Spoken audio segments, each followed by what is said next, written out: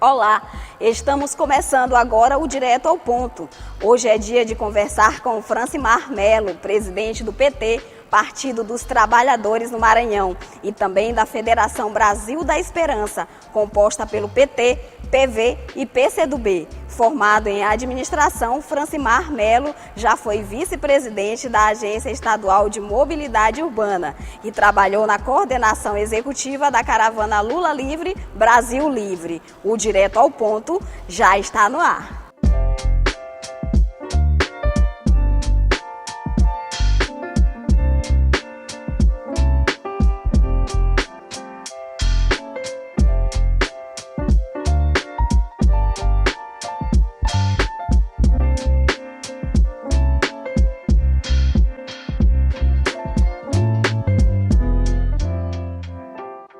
Francimar Melo, presidente do PT no Maranhão, muito obrigada pela sua presença aqui no Direto ao Ponto. É um prazer recebê-lo aqui. Muito bem, Silvio. Eu tinha essa ansiedade de estar no Direto ao Ponto. Pela amplitude, pelo que os temas que são colocados, para mim, eu sinto lisonjeado estar com vocês hoje fazendo esse programa. Passadas as eleições, a gente tem visto aí manifestantes em frente ao 24BC, chegar a bloquear rodovias em todo o Brasil, e são pessoas que estão descontentes com o resultado das eleições, com o resultado das urnas. Inclusive a Justiça já decretou que é inconstitucional, porque pedem até intervenção militar, intervenção federal. Como é que o PT do Maranhão tem acompanhado isso? Nós defendemos todas as manifestações. Para nós, historicamente, o PT, o campo da esquerda, o campo progressista, eles defendem as movimentações, os protestos, desde que seja pacífico, obviamente. Além disso, nós temos que ter o porquê de fazer a movimentação.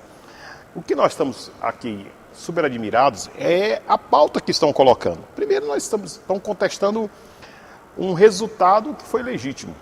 Uma maioria ganhou, apertado, é legítimo, que foi muito apertado, polarizado a eleição, mas a eleição se faz assim, é quem tem mais votos, é 50 mais 1. E com isso, para nós, assim, o que nos deixa, assim, de algum modo assustado, é como eles estão indo para a rua defender o quê?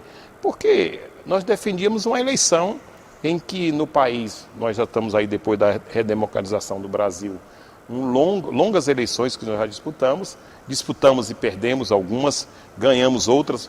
No dia seguinte, o que nós fizemos? Conseguimos aglutinar as forças do nosso campo e começar a ser oposição. Que eu acho que esse é o movimento que deveria estar acontecendo. Ou ir para a rua, se manifestar, por algum fato que pudesse ser relevante e claro. Palpável.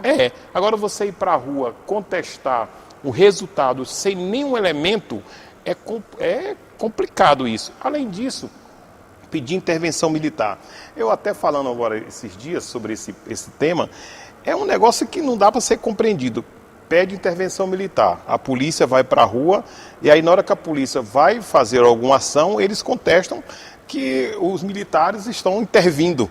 Imagina, eu peço a intervenção militar, eu estou pedindo que os militares venham intervir. Na hora que os militares vão intervir, aí eles contestam. Quer dizer, fica meio difícil compreender o que eles estão querendo. Eu acho que nós temos agora que baixar a guarda, compreender o processo e saber qual é o papel que o grupo oponente a nós vai cumprir na sociedade. Eu acho que eles poderiam ser a oposição, e uma oposição que de fato pudesse discutir o que eles discordam ou que das propostas que nós apresentamos, aquilo que eles estavam discordando, e começar a cobrar. A partir do momento que nós vamos governar, se eles achar que isso não é de fato aquilo que nós prometemos à sociedade, ele pudesse estar fazendo uma oposição com responsabilidade, com compromisso, pensando numa perspectiva futura, que é o que eles podem estar imaginando, que é voltar a governar o Brasil, se é isso que a população quer. Nós perdemos a eleição há 4 anos, com o Haddad. Quando terminou a eleição, o Haddad fez o movimento de agradecer o povo que votou e se colocou como oposição. E nós estamos fazendo isso até hoje. E aí agora, a partir de janeiro, nós somos governo. E quais as providências gerais, de um modo geral, do PT, que o PT está tomando diante dessa situação, com tantos manifestantes, como diz a própria Justiça, cometendo aí digamos, um crime contra a Constituição? Primeiro, nós primamos pelos órgãos que tem nesse país, que controlam, órgãos de controle, e também o judiciário. Nós, de fato, temos feito denúncia daquilo que nós consideramos como abusivo, e o judiciário tem buscado tomar providência e, além disso, buscado conversar com a classe política, que nós temos conversado com a classe política para que ajude parte da população a compreender o processo. Porque há um equívoco muito grande e esse equívoco ele se dá em duas instâncias. Primeiro os órgãos da justiça fazer o seu papel, tem buscado fazer. E segundo é tentar conversar com a classe política para orientar o povo que está na rua, aqueles que podem ser orientados. Mas eu acredito que esses movimentos têm demonstrado claramente que ele vai se diminuindo, porque as pessoas vão se convencendo que não tem pauta para eles ir para a rua. A pauta que poderia ter é se tivesse alguma transgressão, algo nessa eleição. Não tem. Eu não considerar que quem teve a maioria de voto não tem legitimidade, isso cai por terra. Então não há como fazer. Então o que o PT tem feito é, primeiro, orientar o nosso povo a não entrar nesse embate.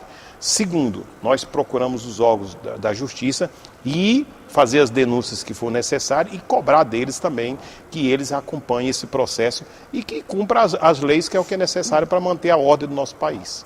O senhor acha que os manifestantes ou quem controla essas manifestações querem um terceiro turno, querem forçar um terceiro turno no Brasil? Será que isso é possível? Eu não acredito.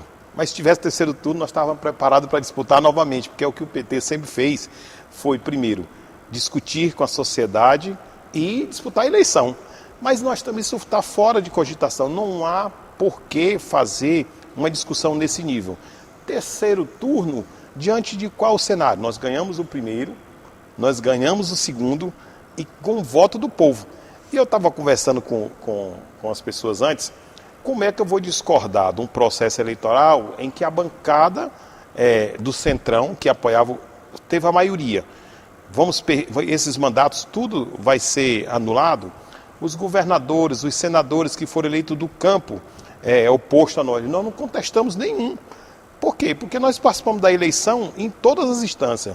A eleição nacional, a eleição nos estados, a eleição proporcional de deputados estaduais e federais. Nós poderíamos, se fosse nessa linha, nós poderíamos até achar que nossa bancada poderia ser maior. Mas a urna, o eleitor, ele se manifestou claramente o que ele pensava.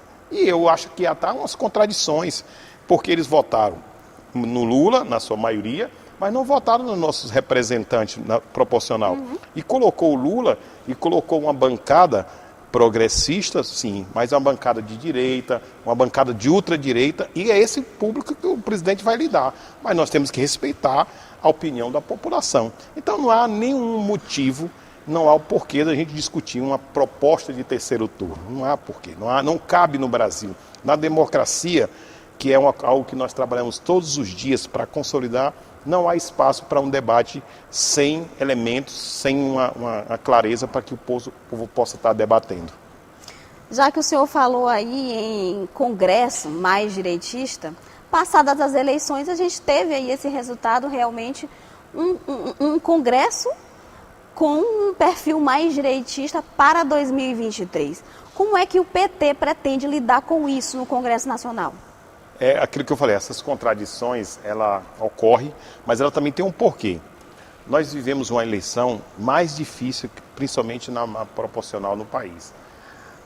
A bancada que foi eleita, a gente vai montando as pedras do quebra-cabeça e vai começando a perceber aonde vêm essas distorções. Primeiro, nós trabalhamos com um congresso já muito difícil nesse legislatura que está terminando. E agora veio um elemento novo que está o orçamento secreto. Se você ter a noção, a dimensão disso, é muito tempo para nós distinguirmos isso. O orçamento já é uma coisa difícil analisarmos. E quando ele é secreto, tu imagina então o que está por trás disso. Você fala em tantas cifras, em tanto dinheiro, em tanto volume de recursos, que isso influenciou muito no resultado eleitoral. Mas ele ocorreu, talvez os órgãos fiscalizadores não conseguiram acompanhar e o próprio governo não teve esse interesse. Agora é o que está posto. É um Congresso, de fato, muito conservador, com muitas pluralidades, mas é esse que nós vamos agora discutir nesses 4 anos. E aí é o papel do governo. É o papel do governo saber lidar com essas duas instâncias, o executivo com o legislativo. Aí nós temos que ter essa habilidade. E eu acredito que o presidente Lula já demonstrou ao longo do seu tempo a capacidade de articulação. E nós estamos apostando nessa articulação para que a gente possa, de fato, ter um Congresso em que defenda principalmente o interesse do povo brasileiro. Que eu quero crer, apesar das minhas críticas, que esse Congresso vai se debruçar nessas pautas. E aí isso pode ser um ponto de convergência. Historicamente, parte desse Congresso não tem tido esse compromisso, porque ele já vai lá com os seus grupos específicos. Nós temos lá a bancada da Bíblia, bancada da bala, bancada que defende o ruralista, e a bancada que representa o povo. Essa que é o ponto crucial. E nesse sentido eu acho que o presidente Lula vai fazer essa articulação junto com o seu grupo de aliados para que a gente tenha um Congresso que, no mínimo, coeso nas pautas. Porque pensar diferente já está mostrando claramente porque quem se submete a orçamento secreto, de fato, não tem muito compromisso com o povo. Porque nós temos que defender a cada dia mais a transparência, mesmo que venha doer na nossa carne. A mesma habilidade o Lula vai precisar ter com os governadores, né? Porque os governadores também, os perfis também não são semelhantes ao que foi no governo Lula. Então, cabe agora um redimensionamento, digamos assim. O Brasil é muito dimensional, é muito grande, né? E, obviamente, que o pensamento do povo também é muito amplo. E eu vejo que nós temos... Essa eleição, ela mostrou assim essa dimensão do país na eleição dos nossos governadores. Nós temos o Nordeste com uma posição mais ao nosso campo progressista à esquerda. Sim. Nós temos a região Sul, que tem um povo lá mais conservador, aparentemente. E temos o Sul, que a coisa já é um pouco mais extrema. Mas o Lula tem dito o seguinte, diferente do Bolsonaro, que não fez uma reunião com os governadores nos momentos mais necessários, que era a pandemia, que é o momento em que nós precisávamos discutir o combustível, que precisávamos discutir muitas pautas que tinham interesse nacional.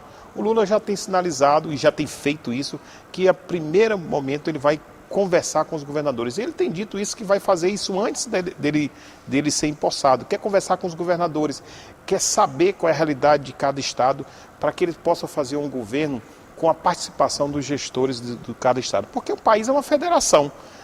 Por mais que eu esteja aqui no plano nacional, mas se eu não dialogar com os governadores, quem vive na realidade, quem gere aquele estado, eu não tenho condições de levar políticas públicas claras para aquela região. Porque as políticas públicas no Brasil, ela é plural, mas ela tem suas especificidades, porque o que de fato está dando certo no Nordeste, a necessidade real do Nordeste, não é a mesma realidade do Sul, porque além da questão econômica, tem vários fatores que diferenciam.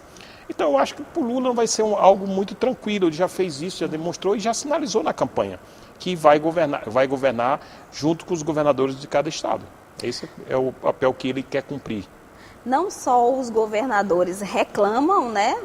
Como também os prefeitos reclamam muito desse distanciamento do presidente atual, Bolsonaro, com essa classe também. O que o senhor tem a dizer sobre isso? O resultado da eleição, ele tem várias leituras. E tudo isso se somou para a derrota do Bolsonaro. Além das divergências que nós temos de não acreditar nesse governo, a falta de diálogo com a classe política, com os gestores, com a sociedade, isso contribuiu. O Bolsonaro teve 57 milhões e meio de votos na eleição passada. Passaram-se 4 anos, o Bolsonaro aumentou 500 mil votos, se você aproximadamente ali. E isso mostrou claramente que ele não conseguiu avançar, mesmo com essa polarização. Por quê? Porque ele não dialogou com poucas pessoas. Além de ter dialogado com poucas pessoas, aqueles pares que estavam na mesma responsabilidade que era ele, de governar a sua cidade, de governar seu estado e ele governando o país, ele não teve uma relação com os prefeitos nem com os governadores. Isso foi um gaquejo. Apesar que aí tem uma contradição, Silvia, que você precisa ver. Mesmo no dialogando com os prefeitos, boa parte dos prefeitos votaram com Bolsonaro. Que aí nós chamamos isso de luta de classe. Quando alguém muda de posição, ele acha que ele é maior, ele é superior. Os prefeitos não conversaram com Bolsonaro, mas votaram parte deles, que é uma coisa que a gente precisa analisar melhor. Qual o raio-x do PT hoje no Maranhão e no Brasil também? Poderíamos ter saído melhor, era possível, mas precisamos agora, diante do cenário que nós temos, quais são os avanços que nós vamos ter na construção do novo momento dentro do PT. Eu acho que as forças internas que o PT se constitui assim, ela hoje tem um bom diálogo, tem uma boa relação, e isso ajuda mais a construir uma perspectiva futura. Nacionalmente, nós avançamos, nós tínhamos 57 deputados federais, nós fomos para 68, nós ampliamos a nossa bancada de Senado, mantivemos os mandatos de governadores, nós temos 4 governadores eleitos. Então o partido está se organizando para esse novo momento. Se nós não tivermos na federação, eu creio que o resultado seria ainda melhor para o PT, mas para a federação foi um resultado positivo. O PT agora é governo, nós temos que saber qual é a nossa responsabilidade como governo. Quando é oposição, é uma situação, a gente se prepara para ser oposição. E aí, quando nós vamos ser governo, nós temos que se preparar principalmente para cuidar do povo. Não é uma tarefa fácil, um Brasil que nós sabemos as suas complexidades, mas nós temos uma liderança política que é o Lula, que foi forjado e formado pelo PT, que aglutina todo o nosso sentimento. E aí nós vamos ter que dialogar agora com os partidos que compuseram essa aliança, e esse é um papel nosso do PT, ter essa capacidade de compreender que é um novo momento. Porque aí, Silvia, tu vai resgatar, nós já governamos o Brasil por 4 vezes, uma vez foi interrompido o mandato. E nós, o PT, sempre levava muito a gestão em torno do nosso partido. Agora não, agora nós precisamos ampliar essa relação, porque o momento requer isso. É um campo de forças políticas nesse Brasil, de democratas, que querem manter a organização do Estado como um Estado que, de fato, seja um momento democrático. Para isso, nós não temos sozinho as condições reais hoje da política de conduzir. Por isso que nós fizemos aliança, por isso que nós convidamos vários partidos. É a primeira eleição que nós estamos ganhando com esse tanto de partidos. Se você vê, nós temos eleição que ganhamos com 3 partidos, 4 partidos. Agora não, nós tínhamos 9, fomos para 11 ou 12 partidos agora no segundo turno. É um momento novo, porque também requer. Nós estávamos disputando num momento contra um adversário que nós tínhamos a clareza que estava trazendo as mazelas para o nosso país. E aí o campo democrático se aglutinou em torno do presidente Lula, que nesse momento é quem mais tinha essa representação. Por isso que eu acho que o PT está vivendo um bom momento. No Maranhão, precisando se reafirmar, nós estamos buscando isso, e nacionalmente eu acho que nós concluímos um ciclo que era a volta de, pela primeira vez na história do Brasil, um presidente governar por 3 vezes, ou ganhar a eleição por 3 vezes. É um momento novo. E mais, nós tínhamos a clareza que nós tínhamos um adversário antidemocrático, fascista, misógino, vários pontos que aglutinava, que nós discordávamos e que a maioria do país mostrou que discorda também. Por isso que é um momento novo e bom para o PT, eu acredito isso. E aí, como é que está o PT? O PT já discute 2024, inclusive surgem aí discussões sobre São Luís, né? Vários pré-candidatos aí se lançando. E o PT, o que acha disso? Como é que o PT vem discutindo ou vai discutir 2024? Silvia, um dos papéis do partido, de um partido político, primeiro, é discutir com a sociedade a melhoria da qualidade de vida e disputar a eleição, né? Não podemos fugir desse tema. E terminou a eleição, praticamente ontem, né? No dia seguinte a gente já tem que começar a pensar qual é o próximo etapa. A etapa é 24, né? 24, né? 24. Nós vamos disputar as eleições municipais para prefeitos, vice-prefeitos e vereadores. É necessário que nós, do PT, ampliemos a nossa bancada. Nós temos hoje de prefeitos e vice-prefeitos e vereadores. Se você for resgatar, a eleição de 2018 foi uma das eleições mais difíceis para nós. Nós tínhamos o nosso maior líder político preso. Nós estávamos saindo de um processo de impeachment que não tinha, que para nós considerávamos aquilo como um golpe, e a sociedade, de algum modo, recebeu muitas desinformações. Que o PT era o que tinha de pior na sociedade. Sim. Isso foi trabalhado na cabeça de muita gente e algumas pessoas absorveram isso. Então nós tínhamos que desconstruir esse momento para chegar agora em 22 fazendo um trabalho e ajudando a sociedade a repensar alguns valores que tinha recebido desinformação. Em 24 agora, creemos que vai ser um momento também complexo, porque esse momento de disputa ele não vai se encerrar. Aquilo que vocês estão vendo na rua, isso também de fato é uma disputa na sociedade, isso vai continuar, por mais que nós façamos um bom governo, que é o que nós estamos trabalhando. Mas eu acho que tem dois campos no país, e esses dois campos vai se dar também nas cidades. Mas queremos ampliar nossa bancada, queremos conviver com a federação. Eu hoje presido a federação aqui do Maranhão, do PT, do PCdoB e do PV. Sim.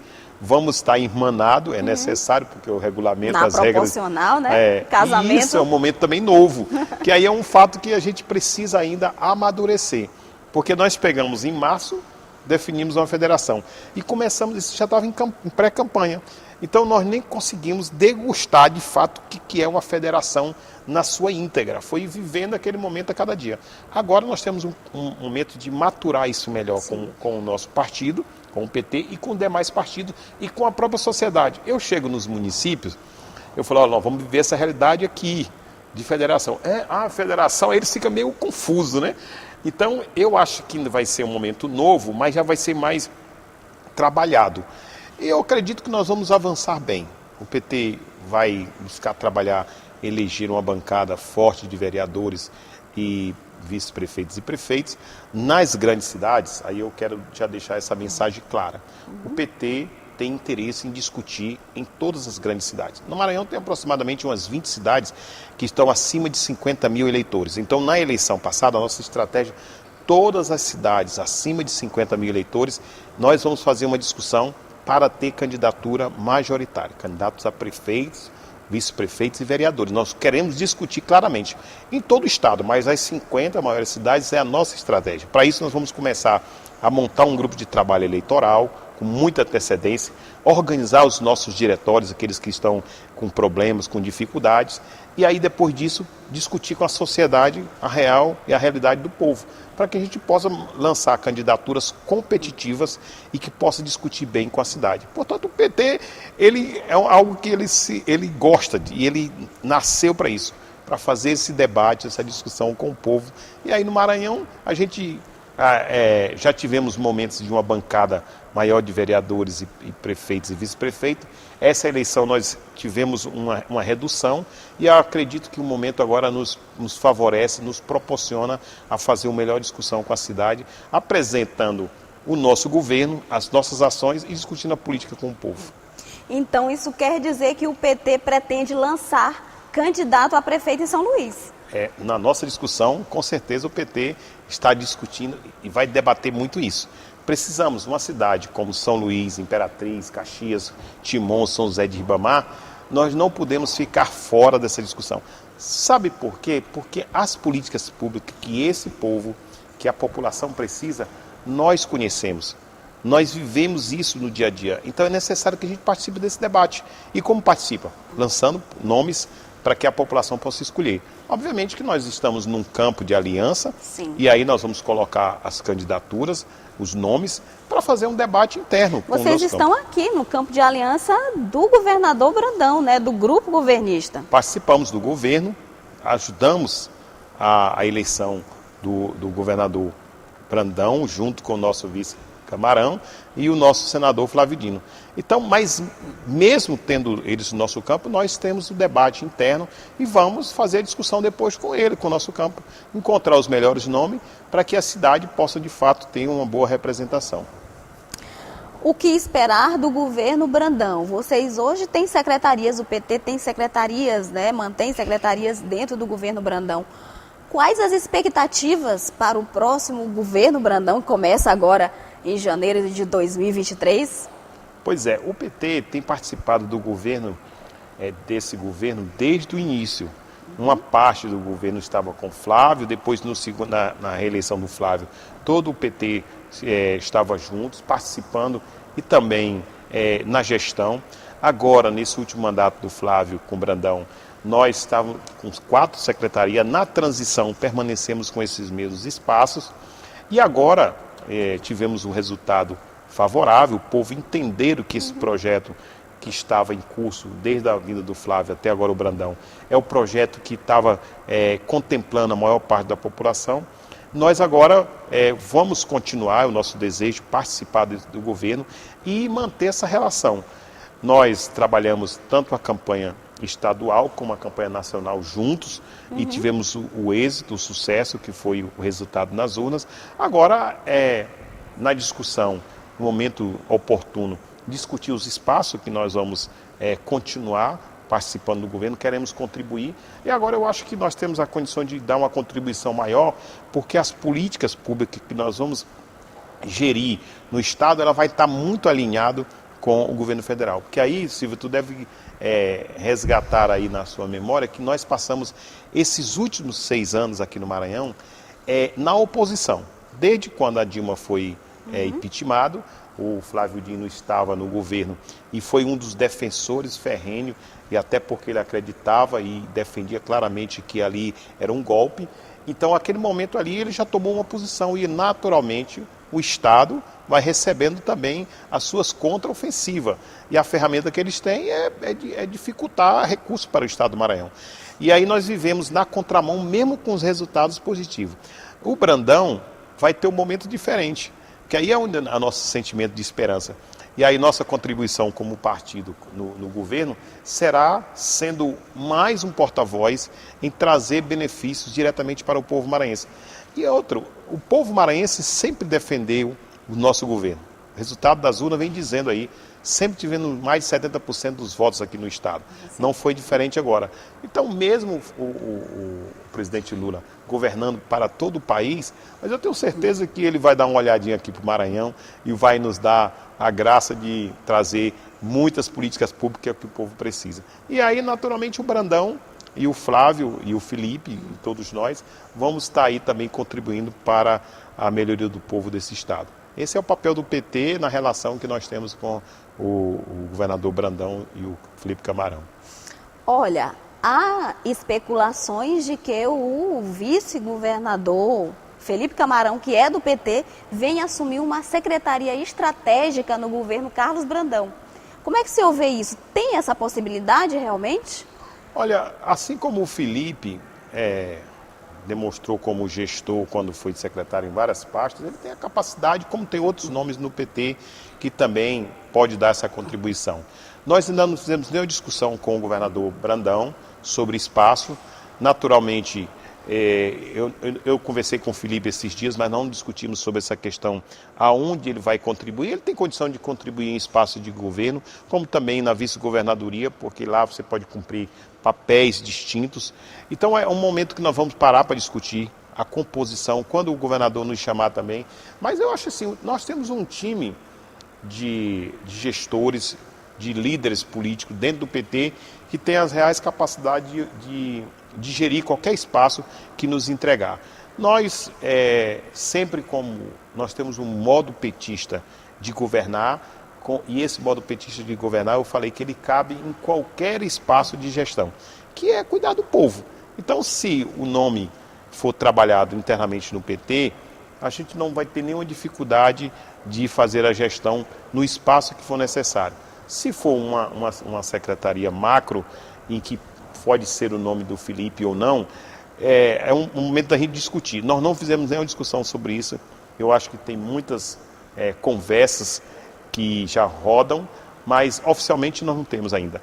Mas como o PT, depois do resultado das urnas, a gente viu aí vários nomes, nós temos o nome do próprio, os candidatos a deputados que disputaram a eleição, o deputado Zé Carlos, o deputado Zé Inácio, Criciele, nós temos da Creuza Mar, nós temos do Chico Gonçalves que está aí, tem a Amanda, tem assim uma infinidade de companheiros e companheiras que podem cumprir esse papel. Tem o Henrique, que foi gestor, Zé Antônio, que está na secretaria. Assim, são nomes que eu estou citando aqui, mas se eu me deparar com a lista que nós temos de pessoas que podem cumprir papéis, né? Nós temos aí a tranquilidade de qualquer um deles, que for para qualquer espaço, terá as condições reais de fazer uma boa gestão. Agora, para fechar esse nosso bate-papo aqui, quais as expectativas para o início do governo Lula em 2023? Nós estávamos participando de uma reunião da direção nacional do PT, a presidente Iglesias, o Mercadante e também o deputado lá do Ceará, falando sobre esse momento, né? Momento de transição, em que a gente está ainda montando ali uma equipe para fazer a transição, mas a gente já tem uma expectativa o que nós vamos apresentar diante de tantas propostas que nós apresentamos para a sociedade e eles absorveram. Primeiro, nós temos aí a expectativa de melhorar o salário do povo brasileiro. Para melhorar a economia, o Lula sempre tem dito, você tem que melhorar a vida do povo, porque aí a economia passa pelo povo. Quando coloca dinheiro na mão do trabalhador, esse dinheiro gira. Então, o primeiro ponto que nós temos agora é, no início de governo, melhorar o salário do povo. Então, acima da inflação, não é só apenas dar um aumento, porque o aumento, se não for acima da inflação, não tem sentido, porque a inflação vai sempre comendo o salário do povo. E nós, quando governamos, fizemos isso. Nós sempre demos os 8 anos de governo do Lula e o da Dilma, mais 4 anos também, nós sempre demos salário acima do salário mínimo. A outra coisa que nós precisamos é manter o Bolsa Família. Bolsa Família não é apenas um benefício, é melhorar todos os índices sociais e está em torno daquele benefício. Da mãe, da criança, da família, porque ali você tem uma melhor distribuição de renda nesse país. Então nós vamos manter os R$600, porque nós defendíamos isso. Se você vê o histórico, lá no Congresso, o PT sempre fez essa defesa. E aí quando o Bolsonaro apresentou a proposta de R$400, ele viu que não tinha um apoio e jogou para R$600 para apenas fazer a narrativa. Nós vamos manter e além disso nós temos a proposta de dar R$150 a cada criança que tem na família. Então nós vamos trabalhar isso, já está sendo trabalhado no Congresso, apesar do que nós tínhamos como certeza, mas não tínhamos como comprovar, que o país não estava preparado para absorver esse benefício, porque o governo nem no orçamento colocou. Mas o presidente Lula já está conversando com o Congresso, está conversando com o Senado, está conversando com também o Judiciário para ver o que é possível, para a gente, de primeira mão, já no primeiro dia de governo, manter esse benefício. E aí voltar os benefícios em que a população precisa. Então, a nossa perspectiva é de um ano de muito desafio, muitas dificuldades, porque nós estamos recebendo um governo com muito déficit financeiro, mas com muito otimismo em mudar a vida do povo brasileiro. O Lula tem falado que nós temos um papel, que é cuidar de pessoas. Não há sentido uma estrutura física, não há sentido de qualquer outra coisa se as pessoas não forem cuidadas. E no Brasil nós precisamos cuidar de gente. Nós temos gente demais, gente boa demais para ser cuidada. Desde a criança ao idoso e a parte da sociedade que está ativa, que precisa ser cuidada. E para isso tem que ter políticas públicas. É discutir com o povo, é orçamento participativo, é fazer as conferências, é ouvir o povo. Porque se tem alguém que tem muita sabedoria é o povo brasileiro. Ele precisa ser provocado, ele precisa ser questionado, ele precisa ser, de alguma forma, exercitado essa democracia. E nós estamos muito prontos para fazer isso. Nós já fizemos em outros momentos, corrigindo alguns equívocos que nós possamos ter cometido, nós temos que ter clareza disso, mas nós temos que, de fato, cuidar do povo brasileiro. E isso o Lula tem toda a capacidade, e essa capacidade do Lula, para se entender, porque a gente do PT fala muito do Lula, né? Porque o Lula é a nossa representação maior. É o acúmulo de todos nós depositamos em um líder popular que foi formado e forjado na luta. Por isso que nós temos uma perspectiva para dias melhores para o povo brasileiro, porque nós sabemos que ali está alguém que conseguiu absorver todo o sentimento do povo brasileiro e transformar isso num programa de governo. Aí eu acredito que, seguindo aquele programa de governo, nós vamos ter dias melhores, que é o que o povo está precisando. Realmente. Olha, muito sucesso aí para o novo governo do PT, com o presidente Lula à frente, e que o Brasil caminhe novos rumos e que tenha êxito nos próximos 4 anos. Francimar Melo, muito obrigada pela sua participação aqui no Direto ao Ponto e na TV Assembleia também. Obrigado, eu acho que o Direto ao Ponto, eu tentei ser o mais direto possível ao ponto, e com você é muito fácil a gente conseguir responder, porque também a tua capacidade de articular, de perguntar, ajuda muito. Muito obrigado por esse espaço, estamos aí à disposição. Nós é que agradecemos e esteja sempre convidado a retornar à TV Assembleia. Obrigado. O Direto ao Ponto fica por aqui. Hoje você conferiu uma entrevista com Francimar Melo, presidente do PT no Maranhão. Acompanhe a nossa programação pelas redes sociais. Muito obrigada pela sua companhia e até o próximo programa. Tchau!